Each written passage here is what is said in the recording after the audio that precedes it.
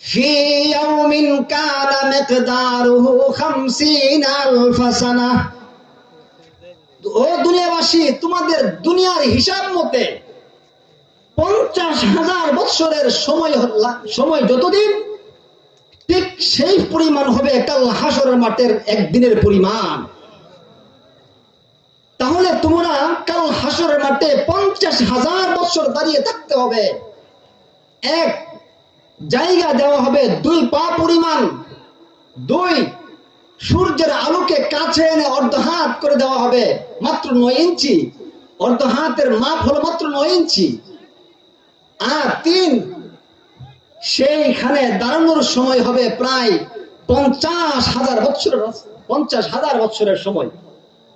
আমার সুধী ভাইয়েরা, একটু চিন্তা করে দেখুন কাল হাসরের মাঠে কিভাবে সেখানে দাঁড়িয়ে থাকবে।